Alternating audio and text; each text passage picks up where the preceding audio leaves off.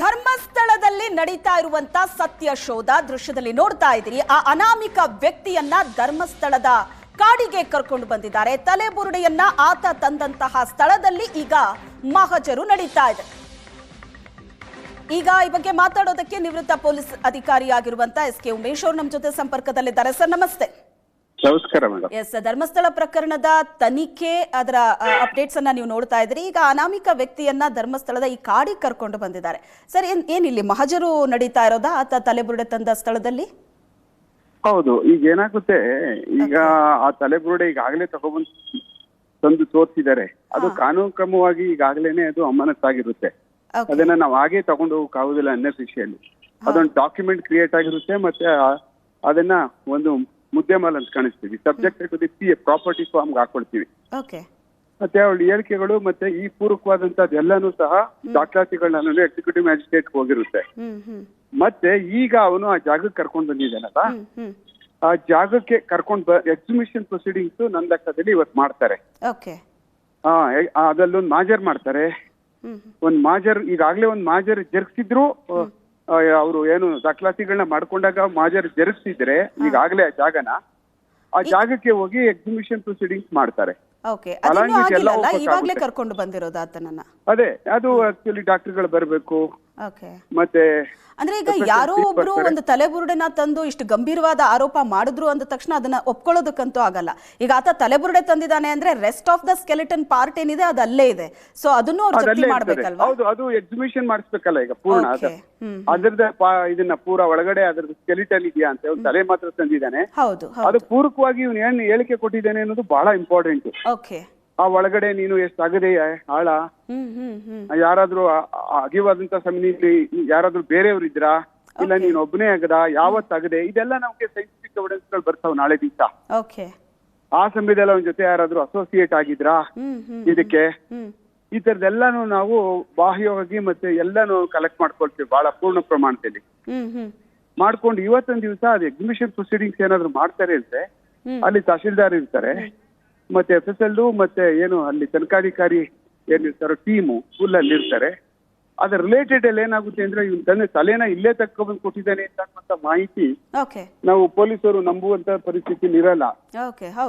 ಇಲ್ಲಿದೆ ತಲೆ ಆಗಿರುತ್ತೆ ಅಂತ ನಾವ್ ಹೇಗೆ ನಂಬುದು?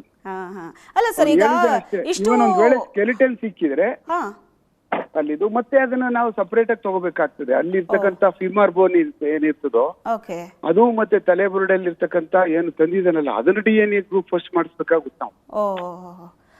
ಈಗ ಇದು ತುಂಬಾ ಹಿಂದೆ ಹೂತಿಟ್ಟಂತ ಶವ, ಈಗ 13-15 ವರ್ಷದ ಹಿಂದೆ ಹೂತಿಟ್ಟಂತ ಶವನ ಹೊರಗಡೆ ತೆಗೆದ ನಂತರ ಅದು ಸ್ಕೆಲಿಟನ್, ಆತ ಇಂಥದ್ದೇ ಕಾರಣದಿಂದಾಗಿ ಸತ್ತ ಅನ್ನೋದನ್ನ ತನಿಖೆಯಲ್ಲಿ ಕಂಡ್ಕೋಬಹುದಾ? ಪರೀಕ್ಷೆ ಮಾಡಿದಾಗ ಗೊತ್ತಾಗತ್ತಾ? ಸಾಮಾನ್ಯವಾಗಿ ಏನಾಗುತ್ತೆ ಅಂತಂದ್ರೆ ಏನಾದ್ರೂ ಸಿಕ್ಕಾಪಟ್ಟೆ ಫ್ರಾಕ್ಚರ್ ಏನಾದ್ರು ಬಾಡಿ ಮೇಲೆ ಇತ್ತು ಅಂತ ಅನ್ನುವಂಥದ್ದಿದ್ರೆ, ಮತ್ತೆ ಏನಾದ್ರೂ ಕಲ್ಲು ಮೇಲೆ ಏನಾದ್ರು ಆ ತರವಂತ ಬಲವಾದ ಹೊಡೆತಗಳು ಬಿದ್ದು ಅದನ್ನು ಸಹ ಆ ತರದ್ ಏನಾದ್ರು ಇತ್ತು ಅಂದ್ರೆ ಅದನ್ನ ಸೈಂಟಿಫಿಕ್ ಆಗಿ ನೋಡ್ಕೋಬಹುದು. ಅಂದ್ರೆ ಫ್ರಾಕ್ಚರ್ ಆಗಿರ್ಬೇಕು. ಹಾಗೆ ಕತ್ತಿಸ್ಬಿಟ್ರೋ ವಿಷ ಕೊಟ್ರೋ ಆ ತರದೆಲ್ಲ ಆಗಲ್ಲ. ಬಟ್ ಬಹಳ 99% ಕಷ್ಟ. ಇವಾಗ ನಿಖರವಾಗಿ ಹೇಳ್ತಕ್ಕಂಥದ್ದು ಇದರಿಂದ ಈಗ ಆಗಿದೆ ಅಂತ ಅನ್ನುವಂಥದ್ದು ಬಹಳ ಕಷ್ಟದ ಕೆಲಸ. ಅದು ಈಗ ಈ ಬಾಡಿ ಇರ್ತಕ್ಕಂಥ ಸ್ಕೆಲಿಟನ್ಗಳು ಮತ್ತೆ ಏನಿದೆಯೋ ಈಗ ತಲೆ, ಅದ್ರ DNA ಆಗ್ಬೇಕು ಫಸ್ಟ್. ಇದೇ ತಲೆ ಇದೇ ಸ್ಕೆಲಿಟನ್ ಅಂತ. ಅದಾದ್ಮೇಲೆ ಮುಂದೆ, ಯಾಕೆಂದ್ರೆ ಎಲ್ಲೆಲ್ಲೋ ತಗೊಂಡ್ ಹೋಗ್ತಾರೆ, ಯಾರೋ ಅದ್ರ ಮೇಲೆ ಬಂದು ಹಾಕ್ತಾರೆ. ಅಕಸ್ಮಾತ್ ಸ್ಮಶಾನ ಆದ್ರಂತೂ ಕೇಳುವಂಗೆ ಇಲ್ಲ. ಅದ್ರ ಮೇಲೆ ಇನ್ನೊಂದು ತೆಗೆದು ಹಾಕ್ಬಿಡ್ತಾರೆ. ಜಾಗಗಳಿಲ್ಲ ಅಲ್ಲಿ. ಬಹಳ ವರ್ಷಗಳಿಂದ ಅದೇ ಕೆಲಸ ಮಾಡ್ಬಿಡ್ತಾರೆ. ಬಾಡಿ ಹೊರಗಡೆ ತೆಗೆದು ಅದನ್ನ ಐಡೆಂಟಿಫೈ ಮಾಡಿ ಅದನ್ನ FSL ಕಳಿಸಿ ಪರೀಕ್ಷೆ, ಅದರ ರಿಪೋರ್ಟ್. ಸೊ ಈ ಟೆಕ್ನಿಕಲ್ ಪ್ರಕ್ರಿಯೆಗಳೇ ತುಂಬಾ ಲಾಂಗ್ ಆಗುತ್ತೆ. ಈತ ಹೇಳ್ತಾ ಇರೋದು ಇಂತ ಅದೆಷ್ಟೋ ಶವಗಳನ್ನ ನಾನು ಧರ್ಮಸ್ಥಳದ ಸುತ್ತಮುತ್ತ ಹೂತ್ ಹಾಕಿದೀನಿ ಅಂತ. ಹೌದು ನೋಡಿ, ಈಗ ಹಲವಾರು ಕಡೆ ಊತಾಕಿದೀನಿ ಅನ್ನುವಂಥದ್ದು ಒಂದು ಹೇಳಿದ್ರೆ, ಆ ಊತಾಕಾದ್ಮೇಲೆ ಅಲ್ಲಿ ಸಿಗುವಂತದ್ದು ಬೇಕೀಗ. ಇವತ್ತಲ್ಲಿ ಸ್ಕೆಲಿಟನ್ ಸಿಗ್ತದಾ? ಒಂದ್ ವೇಳೆ ಅಲ್ಲಿ ಏನಾದ್ರು ಅಕಸ್ಮಾತ್ ಇವನ್ ತಲೆ ಅದೇ ಜಾಗದಲ್ಲಿ ತಗೊಂಡೋಗ್ತಿದ್ರೆ ಅಗದಿರುವಂತ ಗುರುತಿರ್ಲೇಬೇಕೀಗ. ರೀಸೆಂಟ್ ಆಗಿ ತಲೆ ತಗೊಂಡಿದ್ರೆ ಅವನು ಒಂದ್ ವೇಳೆ ಆತರ ಕಡ್ದ್ಬಿಟ್ಟು ತಲೆ ತಗೊಂಡೋಗುವಂತದ್ದು ಸ್ಕೆಲಿಟನ್ ನಾನ್ ಮಾಡಿದೀನಿ ಅಂತ ತಲೆಗೆ ತಗೊಂಡೋಗುವಂತದ್ದು ಅಪರಾಧನೇ ಕಾನೂನಲ್ಲಿ. ಅದಕ್ಕೊಂದು ಪ್ರೊಸೀಡಿಂಗ್ ಇದೆ. ಆ ಕಾರಣಕ್ಕೋಸ್ಕರನೇ ಈಸ್ ಆಲ್ಸೋ ಅವನು ಬಂದ್ಬಿಡ್ತಾನೆ ತನಿಖೆ ಒಳಗಡೆಗೆ. ಅವನು ಒಕ್ಲೂಡ್ ಆಗ್ಬಿಡ್ತಾನೆ. ಅವನ ಮೇಲೂ ತನಿಖೆ ಮಾಡ್ಬೋದು, ಅವನ ಮೇಲೂ ಚಾರ್ಜ್ ಶೀಟ್ ಹಾಕ್ಬೋದು. ನಾವು ಒಂದು ಬಾಡಿನ ನಾವು ಕ್ರಿಮೇಟ್ ಮಾಡಾದ್ಮೇಲೆ ಅದರ ರೈಟ್ಸ್ ಅದಕ್ಕೆ ಸಂಬಂಧಪಟ್ಟಂಗೆ ಅದನ್ನ ನಾವು ಕಿತ್ತು ಈ ತರ ಮಾಡ್ತೀವಿ ಅಂದಾಗ ಅದು ತಪ್ಪು, ಅದನ್ನು ಕಾನೂನಲ್ಲಿ ಮಾಡ್ತಕ್ಕಂಥದ್ದು ಅಪರಾಧನೆ. ಆ ಕಾರಣಕ್ಕೋಸ್ಕರನೇ ಇದರಲ್ಲಿ ತನಿಖೆಗಳನ್ನ ಎಲ್ಲಾರ ಮೇಲೂ ತನಿಖೆಗಳು ಮಾಡ್ಕೊಂಡು ಹೋಗುವಂತ ಅವಶ್ಯಕತೆ ಇರೋದ್ರಿಂದ ಇದು ಪೂರ್ಣ ಪ್ರಮಾಣದಲ್ಲಿ ಇದು 1 ವರ್ಷ ಇದೇನು 2 ವರ್ಷದಲ್ಲಿ ಮುಗಿಯುವಂತದ್ದು ಕಾಣ್ತದೆ. ಯಾಕೆಂದ್ರೆ ಇದಕ್ಕೆ ಏನೇ ರಿಪೋರ್ಟ್ಗಳು ಬರೋದೇ ಬಹಳ ಕಷ್ಟ. ಆಮೇಲೆ ಇವ್ನು ಎಲ್ಲೆಲ್ಲಿ ತೋರಿಸ್ತಾನೋ ಅದೆಲ್ಲ ಆಗಿರುವಂತದ್ದು. ಮನುಷ್ಯ ಅಷ್ಟು ಸುಲಭವಾಗಿ ಇಲ್ಲೆಲ್ಲೇ ಆತ ಹಿಡ್ಕೊಂಡ್ ಬಂದ ಒಂದು ತಲೆ ಬುರುಡೆದೆ ನಾವೀಗ ಅದ್ರದ್ದು ಪ್ರೊಸೀಜರ್ ನೋಡ್ತಿದ್ದೀವಿ. ಈಗ ಆತ ಹೇಳ್ತಾ ಇರೋದು ಇಂತ ಅದೆಷ್ಟೋ ನಾನು ಶವಗಳನ್ನ ಹೂತಿದ್ದೀನಿ ಅಂತ. ಆತ ಕೊಟ್ಟ ಸ್ಟೇಟ್ಮೆಂಟ್ ನ ನಂತರ ಒಂದಷ್ಟು ಇನ್ಸಿಡೆಂಟ್ಗಳು ಹೊರಗಡೆ ಬರ್ತಾ ಇದೆ. ನನ್ನ ಮಗಳು ಕಾಣಿಸ್ತಾ ಇಲ್ಲ, 1989ರಲ್ಲಿ ಕಾಣೆಯಾಗಿದ್ದಂತಹ ನನ್ನ ತಂಗಿ ಅಕ್ಕ ಅಂತ ಎಷ್ಟೋ ಜನ ಅದ್ರ ಬಗ್ಗೆ ಮಾತಾಡ್ತಿದ್ದಾರೆ. ಸೊ ಎಲ್ಲಾ ಪ್ರಕರಣಗಳನ್ನು ತನಿಖೆ ಮಾಡ್ತಾ ಹೋದಾಗ ಇದು ತುಂಬಾ ಇಟ್ ವಿಲ್ ಟೇಕ್ ಟೈಮ್ ಅನ್ಸುತ್ತೆ. ಇಲ್ಲ ನೋಡಿ, ಏನಾಗುತ್ತೆ, ಮಿಸ್ಸಿಂಗ್ ಪ್ರಕರಣಗಳು ಸಿಕ್ಕಾಪಟ್ಟೆ ಆಗ್ತವೆ ಬೆಂಗಳೂರು ನಗರಗಳಲ್ಲಿ.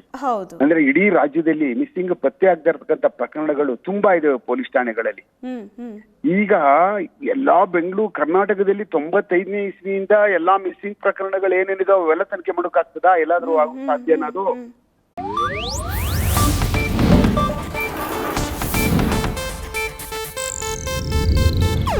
ಇದು ಏಷ್ಯಾನೆಟ್ ನ್ಯೂಸ್ ನೆಟ್ವರ್ಕ್ ಪ್ರಸ್ತುತಿ.